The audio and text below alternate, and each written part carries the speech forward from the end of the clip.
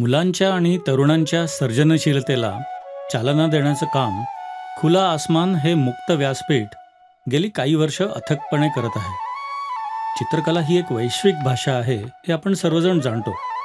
अशा या रंगांच्या सुंदर दुनियेतून जाणीवा आणि कल्पनाशक्ती साकार करण्यासाठी खुला आसमान व्हिडिओजच्या माध्यमातून नवनवीन कल्पना आपल्यासमोर आणत आहे.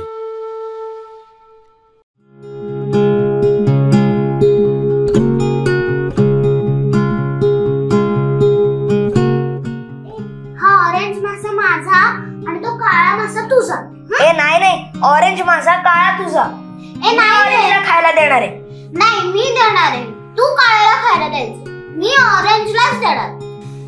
तू ऑरेंजला खायला घालायचं. मी काळ्याला खायला घालणार आहे. हो हे ठरलंय आता. फिक्स ठरलंय ना. बस तू म्हटलीस मी ऑरेंजला खायला घालणार. झालं झालं अरे भांडू नका. आईने मगाशीच खायला घातलंय सगळ्यांना. तुमची खाडी झाली का? हो आजी झाली. काय रे म्हणताय तुम्ही दोघ जण? आणि शर्व तुझा नाटकाचा क्लास आहे ना आता, आणि मीरा तुझाही गाण्याचा क्लास आहे. आवरा बरं दोघ जण पटापटा. काय आई? हो ना, किती क्लासेस. रविवारी पण क्लास असतो. हे बघा मला ट्रॉफी मिळाली आहे. अरे वा बघा मस्त मस्त. श्रीजयला ना ट्रॉफी मिळाली आहे. ए बघ आजी. वा किती छान. हो ना, मागच्या आठवड्यामध्ये मिळाली होती तीच काही ट्रॉफी? नाही ग, मागच्या आठवड्यात ना अबॅकसची मिळाली होती आणि आता ही नाट्यछटेची. अगं बाई छानच हा श्रीजय. अरे वा मस्त हा श्रीजय. पार्टी दे आता. पार्टी दे ना, एवढं बक्षीस मिळालं. अगं आता कुठे ठेवणार तू त्याच्या ट्रॉफीज इतक्या? हो ना, आता असं तर एक मोठी शोकेस बनवून घे. हो तर आता ना आम्ही 2 शोकेस बनवून घेणार आहे भिंतीवर मोठ्या. पार्टी पार्टी पार्टी पार्टी दे पार्टी दे सर पार्टी दे. अरे श्रीजय चल लवकर, आपल्याला उशीर होतोय. चल. अगं बस ना. राधिका चहा तरी घेऊन जा. नाही ग, मला त्याला क्रिकेटच्या क्लासला घेऊन जायचंय. क्रिकेटचे सर म्हणाले की त्याला अजिबात क्रिकेट मधनं काढू नका, अगदी हुशार आहे. बक्षीस नको, मी फक्त इम्पॉर्टंटच खाते. बरं का, असू दे असू दे. आम्हाला ना उशीर होतोय. हा चला चला घरी जाऊया बरं का. आणि ना त्याला इतक्या गोष्टी येतात ना, जिथे मी क्लासला घाले ना तिथे सगळे म्हणतात याला क्लास मधनं काढूच नका. अगदी सगळं सगळं त्याला येतं. खरंच गपण, तुझा मुलगा अगदी सर्व गुण संपन्न आहे. सर्व गुण संपन्न. शिका जरा, शिका त्याच्याकडून काहीतरी. आदर्श ठेवा त्याचा. सगळ्या आया असंच सांगतात आपल्या मुलांना.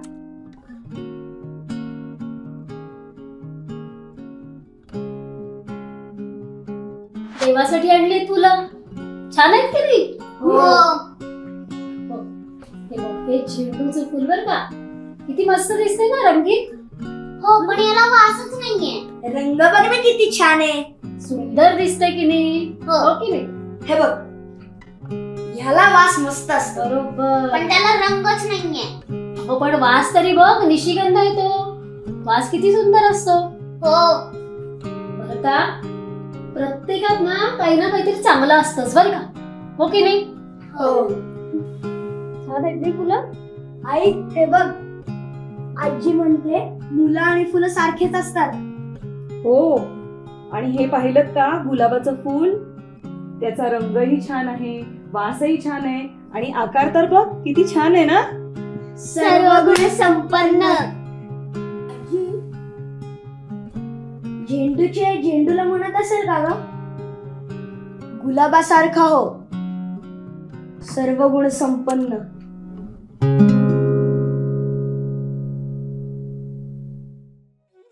नमस्कार मित्रांनो, नमस्कार. माझं नाव गिरीश गणपतराव कोळपकर. मी कला दिग्दर्शक आहे. आपण त्याला इंग्लिशमध्ये आर्ट डिरेक्टर म्हणतो. आता नवीन एक पदवी आली आहे, प्रोडक्शन डिझायनरसुद्धा, पण ती आपण चित्रपटांसाठी यूज करतो. आपण आता प्रामुख्याने बघणार आहोत नेपथ्य. आता नेपथ्य हे नुसतं नाटकासाठी मर्यादित नाही आहे, तर ते चित्रपटांसाठी सुद्धा उपयोगी गोष्ट आहे. नाटकामध्ये जसं नेपथ्य वापरलं तसंच सेम चित्रपटासाठी सुद्धा आपण नेपथ्य वापरतो. आता नेपथ्य करताना सगळ्यात महत्त्वाचं म्हणजे तुम्हाला शालेय जीवनामध्ये आपले शिक्षक ज्या वेळेला चित्र शिकवतात ते चित्र तुम्हाला एक स्मरणशक्ती, स्टील लाईफ किंवा असे भरपूर प्रकार तुम्हाला चित्रांमध्ये शिकवले जातात. आता हे चित्र सगळे वापरून तुम्ही नेपथ्यामध्ये वापर त्याचा आपल्याला नंतर केला जातो. खरं बघितलं तर तुम्ही लहानपणापासून जर ऑब्झर्वेशन ठेवलं, एक चांगलं ऑब्झर्वेशन ठेवलं की ह्या ऑब्झर्वेशन मार्फत तुम्ही चित्र स्वरूपात लोकांपर्यंत पोहोचण्याची कला तुमच्यात आपोआप अवगत होऊन जाते. आता माझं जर उदाहरण घेताल तर मी लहानपणापासून जे चित्रपट बघत आलो किंवा नाटकं बघत आलो, मला नेहमी वाटायचं की मी काहीतरी अभिनय करेल, मी काहीतरी डान्स करेल, हे करेल, पण मला माहिती नव्हतं की माझ्यात कोणती कला दडली आहे. पण माझ्या शिक्षकांनी मला ती कला अवगत करून दिली की अरे तू चित्र खूप छान काढू शकतो, तू चित्र का नाही काढत आहे. तर मग मी चित्र काढायला घेतली. आता चित्र काढल्यानंतर मला ते वातावरण निर्मिती करायला आवड निर्माण झाली. वातावरण निर्मिती करूयात आपण. मग मी काय करायला लागलो, स्मरण चित्रामध्ये मी एखादं गाव काढायला सुरुवात केली किंवा नदी, नाले, डोंगर, दऱ्या ह्या अशा छोट्या छोट्या, कारण मी लहान होतो, मी वर्ष काहीतरी 2-3 वर्षाचं असेल माझं, पण मी तेव्हापासून जर हे चित्र काढायला शिकलो आहे. तसं तुमच्यात पण आहेत कला मित्रांनो. तुम्ही सुद्धा लहानपणापासून ते डोंगर, दऱ्या, छान झाडं काढतात किंवा तुम्हाला सर काहीतरी विषय देतात त्यावरती तुम्ही चित्र काढतात. आता ह्या चित्रांचीच गोष्ट आपल्याला पुढे कला दिग्दर्शक बनवू शकते जर तुम्ही त्यामध्ये पुढे जाण्याची इच्छा दर्शवली तर. म्हणजे तुमचं ऑब्झर्वेशन, तुम्हाला त्यामध्ये निरीक्षण क्षमता तुमच्यामध्ये जास्त असली पाहिजे मित्रांनो. लहानपणी जे काढलेली चित्र आहेत ती पुढे तुम्हाला कला दिग्दर्शक बनवू शकतात. ह्याचं उदाहरण तुम्ही म्हणजे माझ्याकडे बघून तुम्ही घेऊ शकतात डेफिनेटली. मी अनेक मराठी चित्रपटांसाठी कला दिग्दर्शन केलं आहे, मी नाटकांसाठी कला दिग्दर्शन केलं आहे. तर तुम्ही पण ही गोष्ट तुमच्यापर्यंत आणू शकतात मित्रांनो. आता सगळ्यात पहिले आपण एक पायरी आपण शोधली पाहिजे, चित्रकलेतली पायरी. चित्रकला करताना तुम्हाला प्रत्येक गोष्टीचा अनुभव येणं फार गरजेचं आहे. म्हणजे ती वस्तू सॉलिड फॉर्मला आहे, लिक्विड फॉर्मला आहे, कशा परिस्थितीमध्ये ती गोष्ट आहे ही तुम्ही समोरच्याला दाखवून देतात पूर्णपणे. किंवा एखादा लोटा आहे, आता हा लोटा धातूचा आहे, हा तुम्ही प्लास्टिकचा तर नाही आहे, हा धातूचा तुम्ही लोकांपर्यंत दाखवता. म्हणजे काय, तुमची कला तुम्ही त्यांच्यापर्यंत नेतात. ते म्हणतात अरे पितळाचं भांडं आहे. म्हणजे काय झालं की तुम्ही चित्र काढायला शिकला. आता हे चित्र काढायला शिकल्यानंतर ह्याचा आपल्याला सगळ्यात मोठा वापर होतो ते नेपथ्यामध्ये. आता कला दिग्दर्शकाचं काम काय असतं, सगळ्यात महत्त्वाचं म्हणजे नाटकाची कथानक किंवा चित्रपटाचं कथानक समजून घेणं आणि त्याप्रमाणे चित्र काढणे. चित्र काढल्यानंतर सेट डिझायनिंग करणे. ते सेट डिझायनिंग म्हणजे चित्र तुम्हाला काय दर्शवतं आहे, ते गाव आहे, तो फ्लॅट आहे का एखादं ऑफिस आहे, हे दर्शवणारी गोष्ट म्हणजे चित्र स्वरूपात तुम्ही दिग्दर्शकाला ही गोष्ट समजून देऊ शकतात की हे कथानक कुठे घडतंय सध्या. किंबहुना तुम्ही त्या कथेचा अभ्यास केलेला असतो त्या सगळ्या गोष्टीतून. तर हे तुम्ही पहिल्यांदा दिग्दर्शकापर्यंत पोहोचू शकतात आणि त्याच्यानंतर प्रेक्षक लोकांपर्यंत पोहोचून देतात तुम्ही. तर हे माध्यम फार गरजेचं आहे नाटकासाठी सुद्धा आणि चित्रपटांसाठी. तर आता हे कसं केलं जातं, आपल्याला कला दिग्दर्शक होण्यासाठी सगळ्यात महत्त्वाचं म्हणजे ड्रॉइंग कॉलेज तर आवश्यकच आहे. आर्किटेक्चर तुम्हाला येणं फार गरजेचं आहे. इंटिरियरसाठी तुम्हाला ते गरजेची आहे. इंटिरियर ही गोष्टसुद्धा येणं गरजेची आहे. म्हणजे काय होतं, सारासार विचार केला तर एका कला दिग्दर्शकाला ह्या सगळ्या प्रक्रियेतून जावं लागतं. आता ही प्रक्रिया करताना तुम्हाला दिग्दर्शकाचं सुद्धा गोष्ट अनुभवात घेणं गरजेचे असते. दिग्दर्शकाला काय हवं आहे, ही कथा मी घरात घडवली आहे का मी ऑफिसमध्ये घडवली आहे की मी बाहेर घडवली आहे, हे तुम्हाला जाणून घेणं गरजेचं आहे. आणि त्याप्रमाणे तुम्ही त्याचं एक चित्र काढल्यानंतर एक मॉडेल बनवतात. मॉडेल बनवलं की तुम्ही ती सेट लावायला घेतात. आता तुमच्या हाताखाली असंख्य वर्कर असतात. त्या वर्करांचे पण अनुभव तुम्हाला त्याला उपयोगी पडतात. आणि हे अनुभव उपयोगी पडल्यानंतर तुम्ही ती एक छान संकल्पना किंवा तो एक सुंदर देखावा लोकांपर्यंत तुम्ही सादर करतात. मी एक उदाहरण दाखवतो. आता मी सगळ्यात पहिल्यांदी काही गोष्टींची संकल्पना तुमच्यासमोर सादर करतो. हे एक चित्र आहे. आता हे चित्र तुम्ही बघताय तर अशा पद्धतीने पहिलं चित्र केलं जाईल आणि हे चित्र काढल्यानंतर ह्या गोष्टीवरती अभ्यास करणार दिग्दर्शक. मग इकडे ते कॅरेक्टर कुठे फिरेल, ते कशा पद्धतीने वावरेल, काय करेल, तर हे सगळं दिग्दर्शक ह्या चित्रावरती पहिला अभ्यास करेल. आता हा अभ्यास केल्यानंतर मग ह्याचं मला सेट लावायचं आहे. म्हणजे मी सेट कशा पद्धतीने करणार, तर हे फक्त रेखाचित्र झालं. मग ह्यानंतर मला त्याचं एक डिझाईन तयार करायचं आहे. मग हे पूर्णपणे कलरफुल डिझाईन आपण अशा पद्धतीने तयार करून घेतो. आता हे कलरफुल डिझाईन झाल्यानंतर अशाच पद्धतीचं मॉडेल आपण सादर करतो.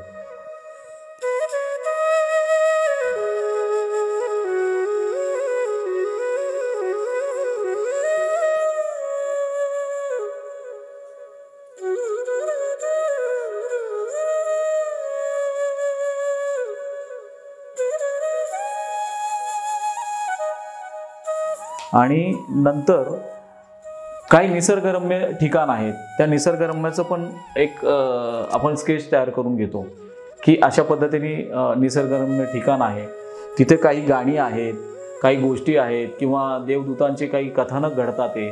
तर त्याचं एक ड्रॉइंग, एक जस्ट रफ स्केच केल्यानंतर ते कथानक कशा पद्धतीने वळण घेईल हे आपण दिग्दर्शकाला पहिलं सादर केल्यानंतर त्याचा आपण सेट लावायला घेतो. आणि सेट लावल्यानंतर ते प्रेक्षकांसमोर येतं. आता प्रेक्षकांसमोर आल्यानंतर त्याची अनुभूती किंवा त्याचं महत्त्व प्रेक्षक लोक समजून सांगतात. अरे त्या चित्रपटामध्ये एवढ्या मोठा सेट लावला होता, अरे किती सुंदर दिसतं हे सगळं. अगदी चित्रपट सगळं मोठा करण्यासाठी नेपथ्याची पण तेवढी गरज असते. मी लहानपणापासून काही चित्रपट बघायचो. त्यात विशेष करून व्ही शांतारामांचे मी चित्रपट पाहायचो. बापूजींचे चित्रपट बघताना मला खूप त्यामध्ये शिकायला मिळालं. आता तुम्ही म्हणताल की नक्की काय शिकायला मिळेल, तर मला त्यातले गाव खूप आवडायचे की इतके सुंदर गाव केलेले असायचे, घर इतके सुंदर असायचे. माझी आवडच त्यामध्ये पहिल्यांदी होती. मग मी ड्रॉइंग काढायला शिकलो. म्हणजे ड्रॉइंग माझ्याकडे उपजतच होतं मुळात सांगायचं म्हणजे.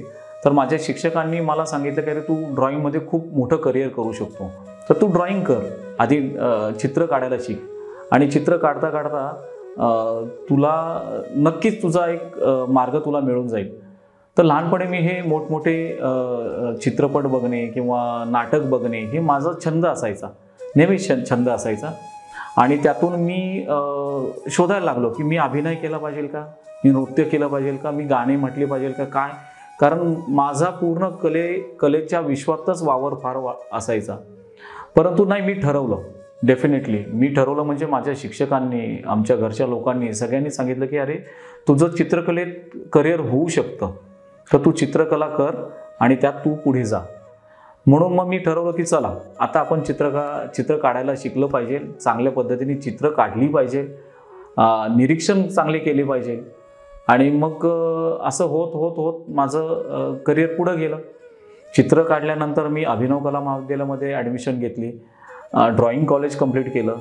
ते करत असताना एक महान व्यक्ती मला भेटली, ती म्हणजे नितीन चंद्रकांत देसाई. ही माझी पहिले गुरु. यांच्यामुळेच मी चित्रपट आणि नाटकाची माझी कला सादर करू शकलो. खरं सांगायचं म्हणजे यांच्यापासून मी खूप अनेक धडे घेतले, मोठमोठ्या चित्रपटांमध्ये कामं केली. देवदास, लगान, तुझे मेरी कसम, भगतसिंग अशा अनेक चित्रपटांमधून कामं केली. नंतर मी माझं करिअर चालू केलं. माझ्या व्यवसायाला मी लागलो 2004 पासून. त्यानंतर मला एक गोष्ट लक्षात आली की आपण ह्या व्यवसायाकडे कोणत्या दृष्टीने बघितलं होतं. आपण फक्त व्यवसाय म्हणून आपण ह्या करिअरकडे बघितलं नव्हतं किंवा व्यवसायाकडे बघितलं नव्हतं. तर मी एक चांगला कलाकार आहे, माझ्यात काहीतरी चांगले गुण आहेत आणि ही माझी कला चांगल्या लोकांपर्यंत किंवा ज्यांना जाणकार आहेत त्यांच्यापर्यंत पोहोचावी, हा माझा नेहमी उद्देश राहिलेला आहे.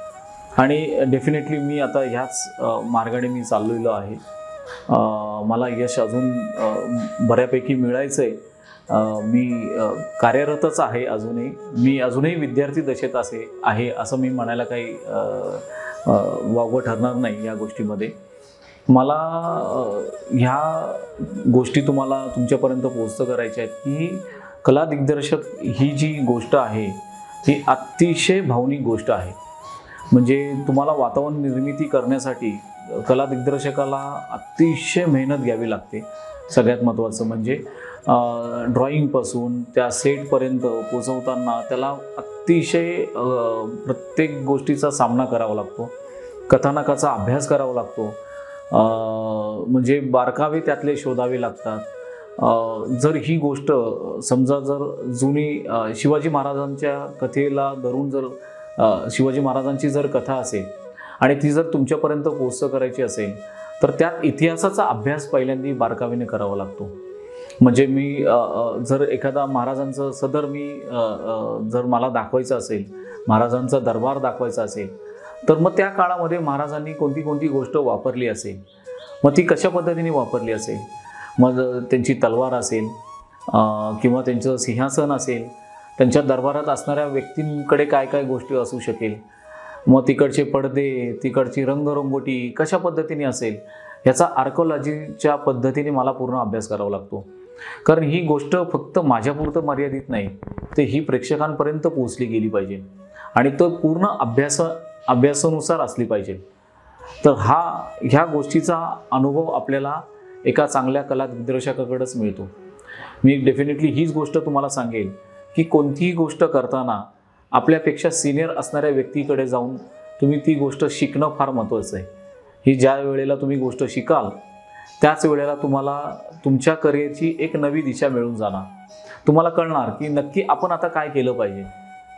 कारण त्यांचा अनुभव आणि तुमचा अनुभव ह्या दोन्ही गोष्टीची सांगड घातली गेली पाहिजे आणि सांगड घातली तरच तुमचं करिअर घडू शकतं. मित्रांनो, कथा जर पौराणिक असेल तर ते पौराणिकाच्याच गोष्टी सगळ्या तुम्हाला आर्किओलॉजीच्या हिशोबाने तुम्ही त्या साकारल्या पाहिजे किंवा किंबहुना तुम्ही त्या प्रेक्षकांसमोर मांडल्या पाहिजे. ही काळजी सगळ्यात महत्त्वाची आहे. परत ते कुठे ग्रामीण बाज असेल तर ग्रामीणमध्ये गेल्यानंतर तिकडे त्या वातावरणात तुम्हाला समरस होण्यासाठी किंवा तिथल्या व्यक्तींबरोबर तुम्हाला समरस होण्यासाठी तुमच्यामध्ये एक गुण असा असला पाहिजे की तुमच्यामध्ये वाक्यचातुर्यता जास्त असली पाहिजे. तुम्हाला चांगलं बोलता आलं पाहिजे, लोकांशी संवाद चांगला साधता आला पाहिजे, जेणेकरून तुम्हाला त्या गावामध्ये गेल्यानंतर तिथल्या लोकांशी संवाद साधून एखादा वाडा किंवा एखादं घर हे तुम्हाला मिळवता आलं पाहिजे. आता हे मिळवणं म्हणजे काय, तर त्या कथेला अनुसरून असणारी गोष्ट शोधून काढली पाहिजे. ती शोधून काढल्यानंतर तुम्ही दिग्दर्शकापर्यंत त्या गोष्टीचं वर्णन करून सांगू शकाल, तुम्ही फोटो काढून दाखवू शकाल किंवा चित्र काढून त्या स्वरूपात तुम्ही दिग्दर्शकापर्यंत पोचू शकाल. कारण हीच पहिली पायरी असते की कथा कोणत्या वळणावरती जाणार आहे आणि त्या कथेला तुम्ही कशा पद्धतीने टर्निंग करणार आहात ते कला दिग्दर्शकाच्या सुद्धा हातात असतं. कला दिग्दर्शक पण ठरवू शकतो. आता नवीन योग घातलं आहे ते व्हीएफएक्स किंवा ह्या गोष्टी सगळ्या आत्ताच्या युगानुसार तुम्हाला त्यासुद्धा अवगत असल्या पाहिजे. ह्या काळजी तुम्ही घेतल्याच पाहिजे की आपण प्रोडक्शनच्या दृष्टीने खर्च वाचवायचा जर असेल तर आपण काय केलं पाहिजे. आपण कोणती गोष्ट मीडिया किंवा माध्यम घेऊन आपण ती लोकांपर्यंत म्हणजे दिग्दर्शकापर्यंत किंवा त्या प्रोडक्शनसाठी आपण यूज करू शकू, ह्या गोष्टींची काळजीसुद्धा तुम्हाला घेतली पाहिजे. म्हणजे तुम्ही कला दिग्दर्शक आहात, एखादं गाव लावायचं असेल तर त्या गावासाठी तुम्ही जर भरमसाठ खर्च केला तर त्याचं एक बजेट ठरलेलं असतं, त्याची एक रक्कम ठरलेली असते. त्याच्यापुढे तुम्ही जर गेलात तर त्याचं नुकसान सगळ्यांना भोगावं लागतं. तर ही काळजी घेणंसुद्धा तेवढीच गरजेची गोष्ट आहे की तुम्हाला त्या कथेवरती अभ्यास केल्यावरती रिअल लोकेशन आणि सेट याची सांगड तुम्हाला घालून देता आली पाहिजे. ही काळजी घेणं सुद्धा फार गरजेची आहे. त्यामुळं कला दिग्दर्शकाचं हे स्किल्ड त्याच्या अनुभवातूनच आपल्याला पुढे येत असतं. मित्रांनो, कलेच्या दृष्टीने वाहून जाणं म्हणजे काय? मी एक माझा अनुभव तुम्हाला तुमच्यासमोर मांडतो. हा अनुभव असा आहे, देवदास चित्रपटाचं शूटिंग चालू होतं. आमचं सेटचं काम चालू होतं. नितीन देसाई आमचे जे गुरु आहेत त्यांनी आम्हाला एक ड्रॉइंग दिलं, एक चित्र दिलं त्या कथेचा अभ्यास करून की आपल्याला हा सेट लावायचा आहे. आता त्या ड्रॉइंगवरती आम्ही अभ्यास केला. परत आम्ही त्या पद्धतीने मॉडेल बनवलं, आम्ही एक डिझाईन तयार केलं. आता हे सगळं झाल्यानंतर आम्ही हे मॉडेल संजय लीला बन्साली यांच्यासमोर सादर केलं. हे सादर केल्यानंतर त्यांना ते खूप आवडलं आणि ते म्हटलं की नाही, आता हा सेट लावायला तुम्ही घ्या. म्हटलं ओके. आता ही गोष्ट झाल्यानंतर नितीन देसाई सरांनी, दादांनी आमच्या ती जबाबदारी माझ्यावरती सोपवली की नाही, हा सेट तू लाव. आता हे झालं मोठ्या लोकांच्या गोष्टी, म्हणजे नितीन देसाई आणि संजय लीला बन्साली. आता आम्ही एक ज्युनियर कला दिग्दर्शक होतो, म्हणजे मी विद्यार्थी दशेत होतो. मी काही परिपक्व कला दिग्दर्शक नव्हतो, परंतु अनुभव प्रचंड त्यांचे अनुभव आणि मला आलेले अनुभव ह्याच्यातून मी तो सेटसुद्धा साकारला. सेट लावत असताना एक अनुभव म्हणजे असा आहे की कलेला वाहून घेणं म्हणजे काय हे मी तुमच्याशी बोलत होतो. तर कलेला वाहून घेणं म्हणजे तो सेट अहोरात्र आम्ही करत होतो. त्यावरती भिंत उभी करणे किंवा दरवाजे करणे, असं बरेच अनेक कामं होते की दालनं तयार करणे, कारंज्या तयार करणे, खूप अशा गोष्टी होत्या की त्यातून तो सेट घडणार होता. आता हे काम कमीत कमी 15 दिवस रात्र हे काम चालू होतं. दिवस रात्र काम चालू होतं. मी फक्त एका जागी उभं होतो, म्हणजे मी काम करत होतो सगळ्या वेळ आणि बाकीच्या लोकांच्या शिफ्ट बदलत होत्या. माझ्या अंगातली ती कला मला एवढी एनर्जी देत होती की मी 15 दिवस न आंघोळ करता न झोपता पूर्ण 15 दिवस घालवले. इतके 15 दिवस गेले. तो सुंदर सेट साकारला गेला. तो म्हणजे डोला रे डोला ह्या गाण्याचा तो सेट होता. आणि ह्या गाण्याच्या सेटवरचा अनुभव असा की 15 दिवसानंतर मला लक्षात आलं की आपण 15 दिवसामध्ये एक दिवससुद्धा झोपलेलो नाही.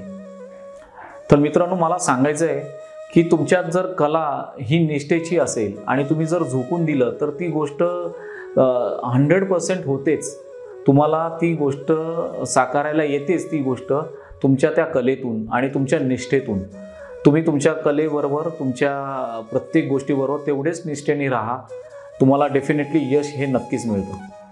मित्रांनो, मी स्वतः कला दिग्दर्शक झाल्यापासून खूप चित्रपटांचे वेगवेगळे अनुभव मला आले.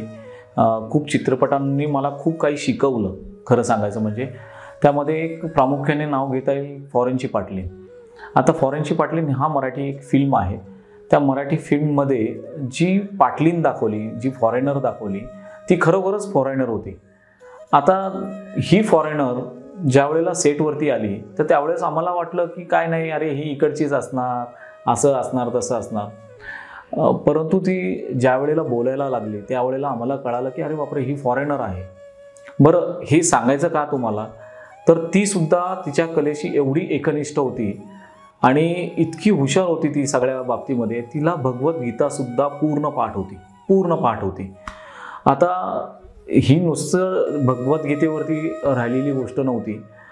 सेट डिझायनिंग जो मी कला दिग्दर्शक म्हणून त्या चित्रपटाला माझं एक हे देणार होतो, कला दिग्दर्शक म्हणून मी काम करणार होतो, त्यावेळेला सेटमधले अगदी बारकावे सुद्धा त्या अभिनेत्रीने टिपले आणि त्याचे प्रत्येक गोष्टीचे अनुभव तिने जर्मनीमध्ये जाऊन कथित केले. लोकांना सांगितले की सेट डिझायनिंग काय पद्धतीने तिथे केलं होतं, कशा पद्धतीने आम्ही घर उभं केलं होतं, कशा पद्धतीने आम्ही वेगवेगळ्या गोष्टी केल्या होत्या. आणि ही गोष्ट मला त्या देशातून माझ्या कानावरती ज्या वेळेला पडली त्यावेळेला मला लक्षात आलं की अरे, आपण फक्त हे मराठीपुरतं मर्यादित नाही, तर याची अनुभूती किंवा याचा अनुभव हा प्रत्येक देशातला माणूस घेत असतो आणि प्रत्येक जण हे सगळं बघत असतो. आणि नक्कीच मला सांगायला आवडेल मित्रांनो की तुम्ही पण कोणतीही गोष्ट करताना ही फक्त तुमच्यासाठी मर्यादित ठेवू नका, तर ती जगात जाईल असं काहीतरी कृत्य केलं पाहिजे किंवा अशी काहीतरी गोष्ट तुम्ही केली पाहिजे. कला दिग्दर्शकाची व्याप्ती आता फार मोठी झाली आहे. कला दिग्दर्शक हा फक्त चित्रपटांसाठी आणि नाटकासाठी काम करतो आता असं राहिलेलं नाही. आणि करिअर पण फार प्रचंड तुम्ही कशा पद्धतीने घेऊन जातात आणि कुठे घेऊन जातात हे महत्त्वाचं आहे. आता त्यामध्ये प्रामुख्याने मी काही गोष्टी तुम्हाला सांगणार आहे नक्कीच, आणि त्या तुम्हाला नक्कीच अनुभवायला मिळतील आणि तुम्ही ते विचारात पण घेऊ शकतात या गोष्टी. तुम्ही रामोजी फिल्म सिटी नाव ऐकलं असेल. हे रामोजी फिल्म्स साकारलं आहे नितीश रॉय यांनी, कला दिग्दर्शक नितीश रॉय. आता ते पेशाने मुळात आर्किटेक्ट होते, त्यानंतर त्यांना आवड कला दिग्दर्शनाची प्रचंड असल्यामुळे ते कला दिग्दर्शनाकडे वळाले आणि त्यांनी साकार केली ही रामोजी फिल्म सिटी. ना भूतो ना भविष्यती इतकी सुंदर फिल्म सिटी साकारली.